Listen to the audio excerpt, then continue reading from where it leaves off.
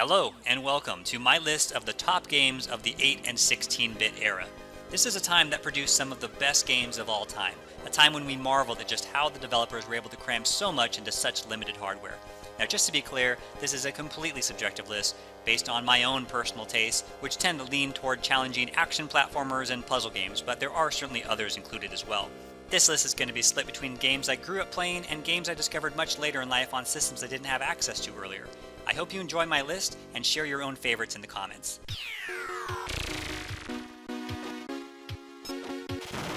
Kicking off the list is Turrican 2 The Final Fight, the much improved sequel over the original Turrican, which in its own right was a fantastic game. This is a Metroid-inspired action platformer with huge complex levels to explore. You combine that with top-notch graphics, smooth gameplay, and super tight controls, and you have yourself a recipe for an awesome gaming experience.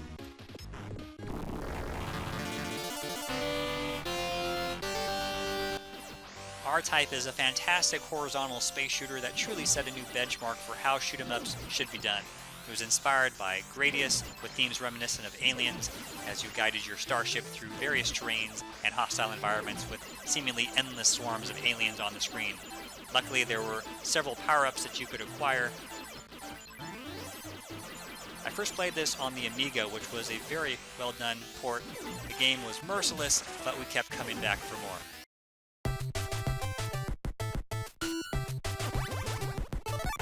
The good folks at Konami decided to leave this gem in Japan.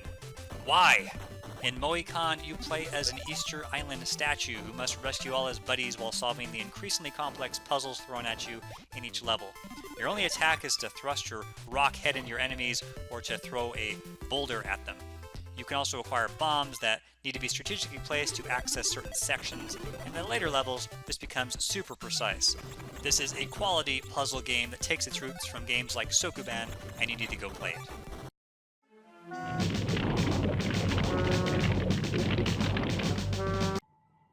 Worms is a turn-based artillery tactical game in which you control a team of worms who must wipe out all the other worms using a variety of weapons. It has definitely stood the test of time and is just as much fun to play now as it ever was. There have probably been about 2 or 3 dozen sequels made, and actually all the ones I've played have been pretty fun.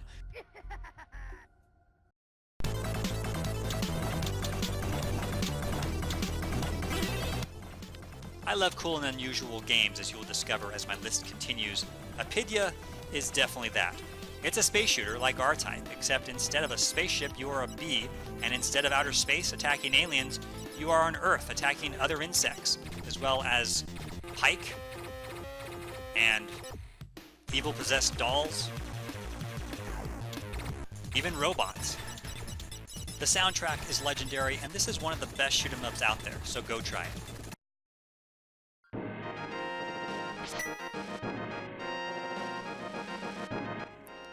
While as a kid I was mostly an action and adventure gamer, I did play a few RPGs, mostly the 8-bit Zelda games, but A Link to the Past improved on the original in many ways and had this perfect way of telling a story as you progress through the game. While I still prefer the original Zelda just due to its pure form and the sense of awe I felt with its endless world of exploration and secrets, I do appreciate what A Link to the Past accomplished.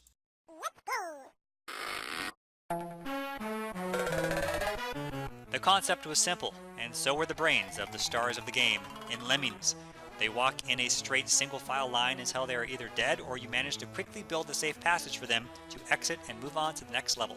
There were different jobs you could assign to each lemming, such as digging a tunnel or building a staircase. As expected, the later levels get intense, and you have to save a certain percentage of them to move on to the next stage. I first played Lemmings on a black and white Macintosh, and while that was fun, I still prefer the color versions.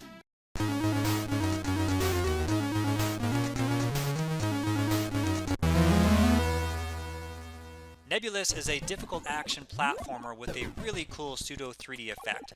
You guide your cute little frog alien thing to the tops of 8 different towers. The game was just too hard for me as a kid, but I do remember my friend getting to like level 4 or 5, so I knew it was possible to get good at it. Later in life I started playing it again and was finally able to beat this thing to great satisfaction. Nebulus was programmed by one guy, John N. Phillips. What an incredible achievement. I grew up playing the Game Boy version, which was actually a pretty faithful port.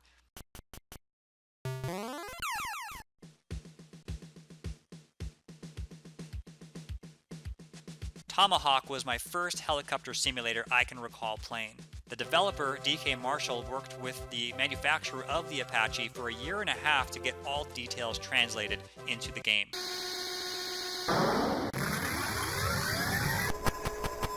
I grew up playing the Apple IIgs port by John Brooks, which featured some very realistic sound effects for the time, while the graphics were still vector-based, just like the original.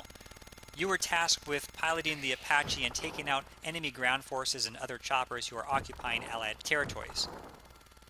Now this is a game you want to take your time with each attack being planned ahead of time rather than just going in full guns blazing. And with the slow frame rate, you'll have plenty of time to do that. In the original 1985 ZX Spectrum version, you could actually fly with dual joysticks, just like a real chopper. It's on my bucket list to have that setup done.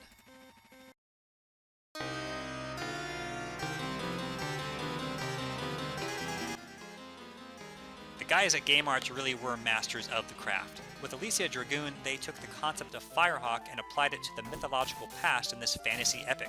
You play as Alisia, the daughter of a sorcerer who can harness electrical energy and blast it through her hands while taking on mythical beasts with the aid of her dragons and other creature companions. It plays very much like Thexder with auto-targeting, and that's exactly the kind of style that I love. It's almost like a computer game on a console. Now, Alisia Dragoon is a rather difficult game, but luckily there are secret items scattered throughout the levels to help you and your companions' life bars stay fully stocked.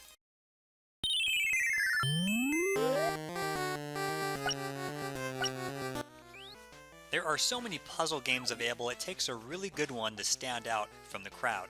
Solomon's Key is among the best of them. It combines puzzle solving with strategy and action.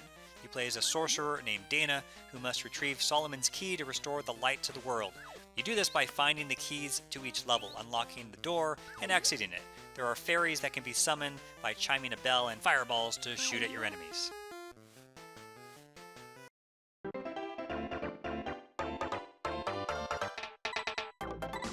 It's Super Mario Kart, the iconic racing game that spawned many sequels and countless knockoffs and is still truly a perfect racing game. I have fond memories playing this game, especially the battle mode.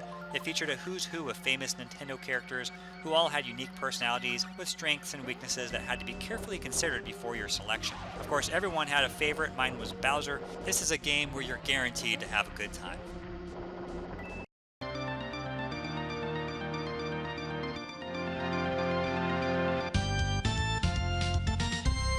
Man, this game is epic. I consider the original Castlevania trilogy to be a classic series in itself, and I put many hours into those games, especially Simon's Quest. But Super Castlevania 4, the level of quality rose tenfold. Suddenly you felt like you could fully control your character. You could swing your whip in any direction, you had an amazing soundtrack, including a greatest hits from the original series, and you had a sense of where you were going, as this was a straightforward action platformer. Just an absolute masterpiece in platform gaming.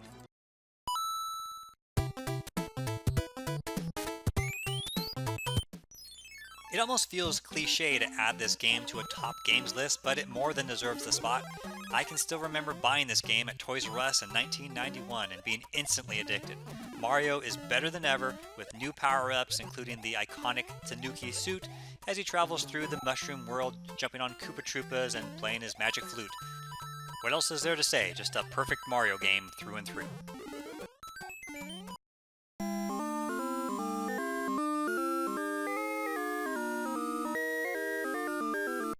Perhaps the most recognized and beloved space shooter ever made, Galaga has stood the test of time. I still remember in December of 2008, I had just watched A Fistful of Quarters and decided if I was going to own an arcade machine, it was going to be Galaga. And as luck would have it, there was one for sale just up the road. Of course, I had to put it in my kitchen as I was living in a small apartment at the time, but I didn't care.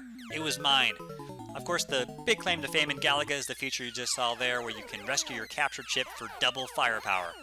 Now here I am playing the bonus stages, and I always tend to get 39 out of the 40 points. I used to call myself the master of 39. Now I used to play Galaga an unhealthy amount. I had all of the stages memorized, the alien formations, the bonus stages. I perfected the timing to just avoid a charging bee as to not give up my strategic position. But there are moments when you kind of get in a trance and almost run on autopilot, and it's almost like you're one with the machine. That's when you truly have played Galaga.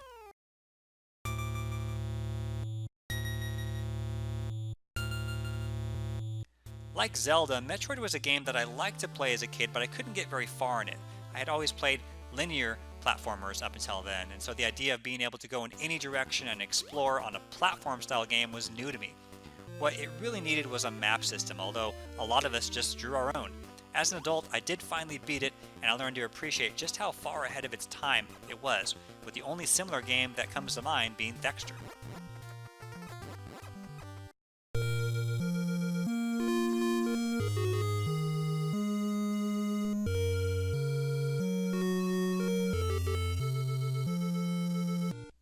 And speaking of Zelda, that's the next game on my list. I have fond memories playing the original Zelda and its sequel, The Adventure of Link, on the NES.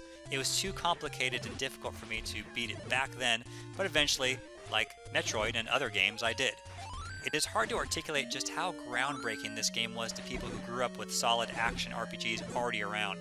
The idea of being able to travel across this ancient land of Hyrule completely on your own in an open world format was just insane.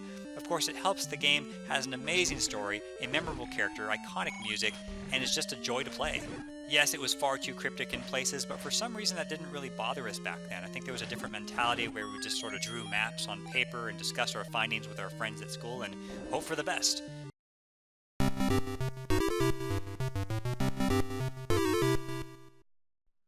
I've always enjoyed a good game of Arkanoid, especially Arkanoid 2 Revenge of Doe. I played the computer versions with a mouse. So one day I see this ad on Craigslist for a space game from a restaurant, and the game turned out to be Tournament Arkanoid. So this was my first time playing an Arkanoid game properly using the spinner. What a difference. You have so much more control and the game truly shines.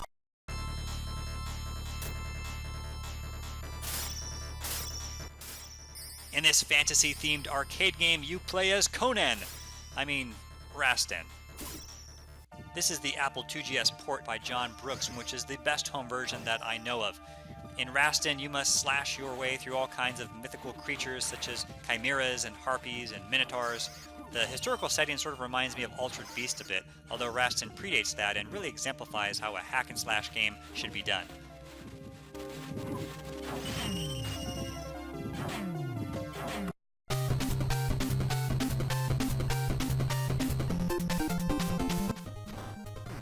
In Solbrain, you play as a cool-looking mech that punches his way through hordes of enemies, similar to Batman for the NES. The difference here, though, is that you can acquire weapon upgrades via the drone who hovers around you. It has a strong Mega Man vibe with the level selection capability. The game is actually the Japanese version of the American game Shatterhand, with the only difference being sprite swaps and a circus stage inserted into Solbrain. Both games are great, however, and I just prefer Solbrain purely for the aesthetics, which simply fits better with the overall vibe, in my humble opinion.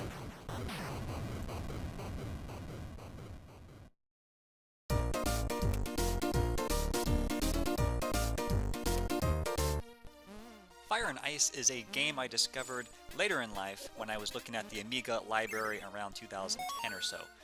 Man, what a fantastic platformer this is. You play as a cute little coyote named Cool Coyote, who must travel through 8 worlds that start in the frozen Arctic and gradually get hotter and hotter. Your main weapon is an ice pellet gun thing that freezes enemies, allowing you to shatter them. The game is sort of deceptively difficult, which reminds me a bit of Nebulus in a way, where you play as this cute little character who would appeal to little kids, but it's a crazy challenging game that only the most accomplished gamers can even stand a chance at beating. Like all of my Amiga games in the list, you can expect great music and beautiful graphics.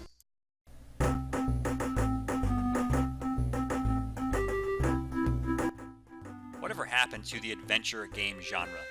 Back in the 80s, Sierra released some of the best ones, and I still remember playing them for the very first time and being convinced I was playing a completely open world game, despite only having like 48 screens in the original King's Quest. In Space Quest 2, you play as Roger Wilco, the well-mannered head janitor of a spacecraft who crash lands on a planet where he is sent to work the mines as a prisoner for thwarting the evil sludge Vohal in the first game. In this sequel, there is more to do and much more charm and humor than the original.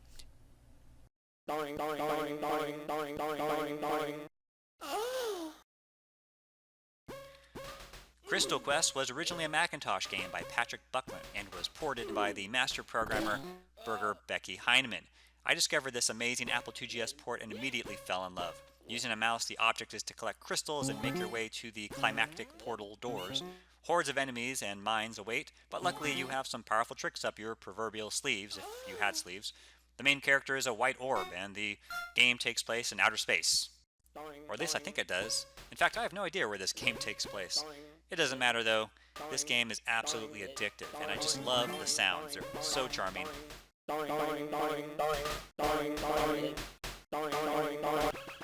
The later waves get really intense, and you'll be frantically moving your mouse in an effort to stay alive. All I can say is, good luck.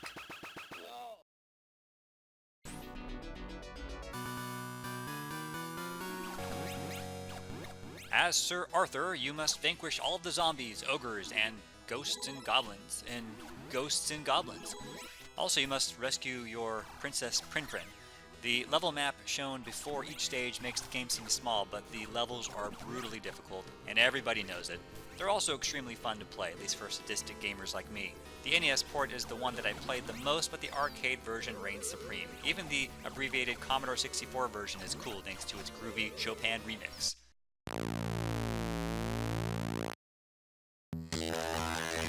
My first experience playing Defender was on the LED handheld version, which I picked up sometime in the 80s at a garage sale. It was sweet for a handheld, and I remember I could play it in the dark, so I had a one-up on my Game Boy.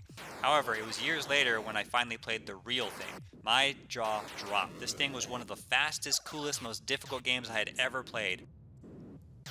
Eugene Jarvis hit it out of the park with this one, and it's hard to believe this was his first arcade game. Talk about a debut.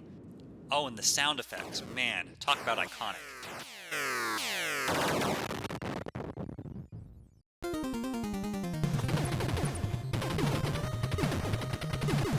As the best two-player game on the NES, Contra achieves that perfect balance of difficulty and fun.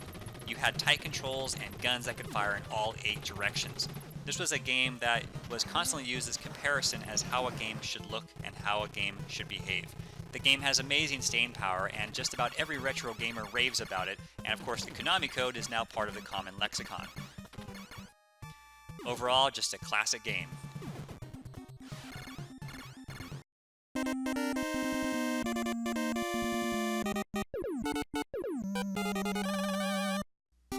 When people bring up Mega Man 2 in a conversation, it's usually going to involve the music. This had a killer soundtrack, some would say the best soundtrack for an NES game. I still remember I had the Quickman theme on my flip phone as a ringtone back when we had ringtones, and back when we had flip phones. Now, it also happens to be the best Mega Man game on the NES platform. The idea of acquiring your enemy's power and using it to exploit the vulnerabilities of other enemies was a novel concept. It also offers good replay value in that you can play in different orders. Overall, a relatively easy but fun-filled time.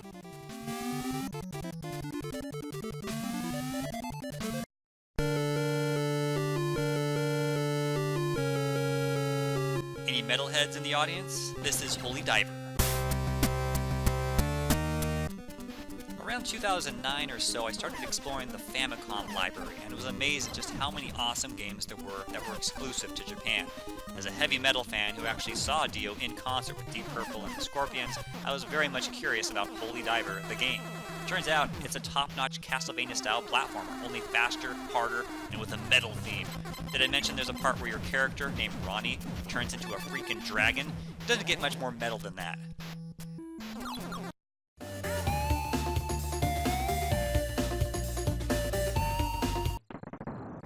Upon its release, Donkey Kong Country was perhaps the best-looking console platformer ever made. The unique atmosphere, the great variety of levels, enemies, bosses, and of course the buddy tag system all helped to make the game a cut above the rest. Of course, what many best remember about Donkey Kong was its soundtrack, which I admit I still jam to every now and then.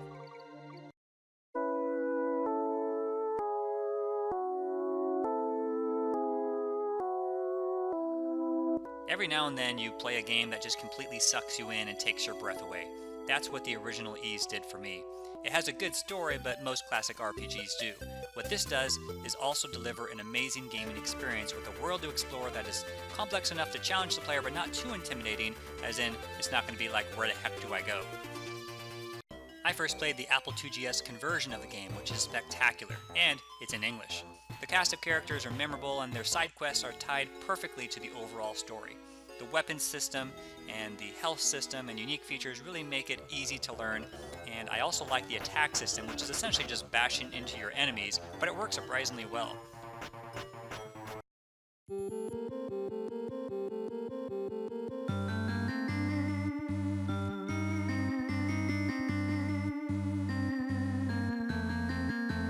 7 years before Star Fox, there was Silpheed. This is a vertical shooting space shooter with polygon graphics and a sense of depth.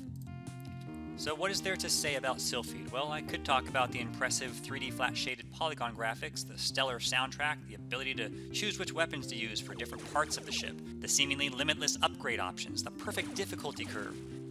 There are a lot of levels in Silpheed, and you may never beat this game, but that's okay because you're going to have fun trying, or at least I did. I also like that there's a variety of levels involved, even though the basic formula of the enemy formations and their behavior and that sort of thing is all the same. There's also going to be a boss at the end of each level, and lots of opportunities for power-ups. Pretty insane to think that you're watching an 8-bit computer game right now, isn't it? Enjoy this one.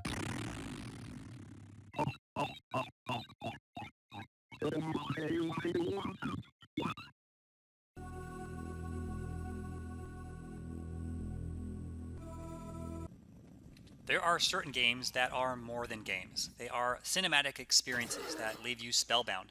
That is Another World, later called Out of This World in North America. You play as a young scientist who is inadvertently sent to another world in another dimension. Here you are the only human and seen as a threat, and almost immediately are imprisoned in a cage. You must escape with only your wits and the aid of your alien companion. While the plot is nice, it's the execution and the graphics that really leave you speechless. The animation is so fluid and the movements are so realistic that you wonder how on earth a game like this could exist on a 16-bit console or computer of that era.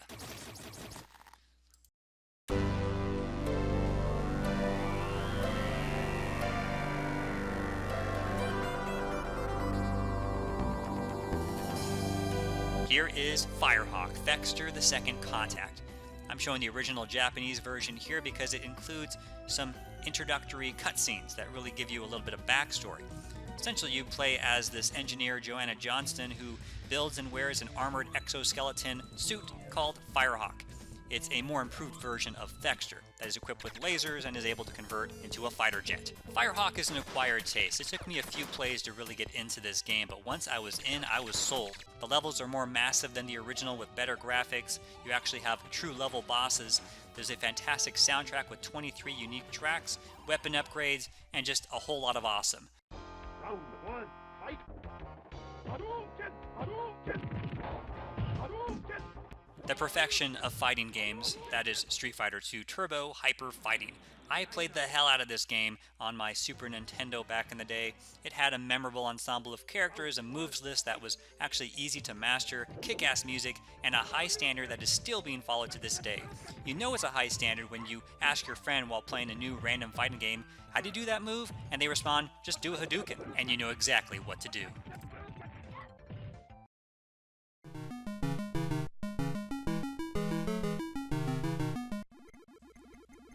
Anyone for a nice game of Drelbs? Yes, I love me some Drelbs. It is a quirky but well-designed arcade puzzle game that is highly addictive. You play as the last free Drelb who must rescue his fellow Drelbs, as well as this mystery lady, from the evil Trollbors and Gorgolites by creating squares on the atomic flip grid and warping to the advancing stages. The design is ultra simple with just 2 alternating types of stages, but it is so addictive and the colors and sounds are just so full of 80s psychedelic awesomeness that I come back to it again and again. I actually play the Apple II version more than any other, but all of the original 8-bit versions are spectacular.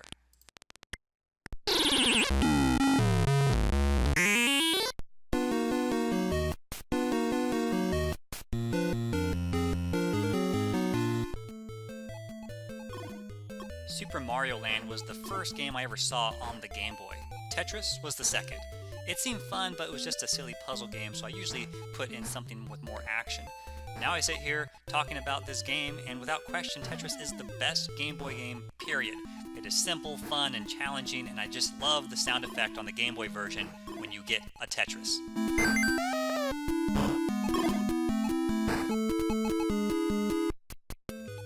This version also had a 2-player mode if you used a game link and your friend also had a copy of the game. It was a competitive versus mode starring Mario and Luigi.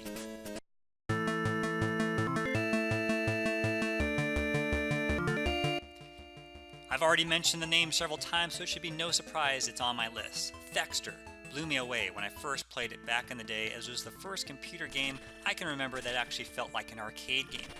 A little backstory is told before you start the game, trapped in an alien world, forced to move forward into the unknown depths of the Forbidden Zone. The game was quite merciless, with certain sections having about 30 alien enemies on the screen chasing after you. Luckily, you are a mech who can transform into a fighter jet and shoot lasers from your head. Although linear with 16 levels to complete, it felt more like an open world type of game with massive maze-like stages. There is an obvious resemblance to later games like Metroid and Turrican, which were likely influenced by Thexder. It's kind of ironic that the best version of the game is the original 8-bit PC-88 version. However, I played the Apple IIgs version and loved every bit of it. The one thing people remember about this game, other than its extreme difficulty, is the computerized version of Beethoven's Moonlight Sonata.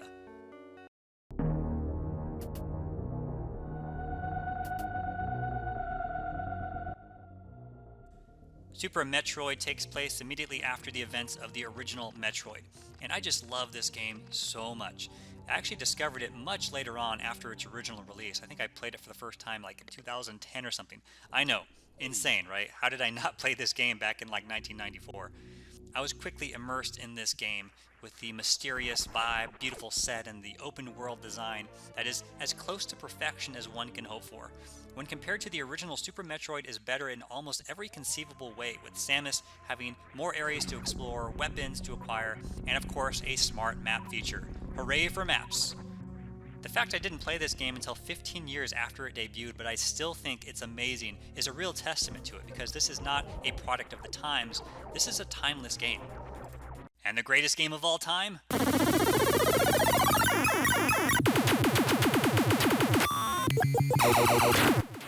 Well, of course, it's the fast-action, futuristic, post-apocalyptic, robot-slaying Robotron 2084.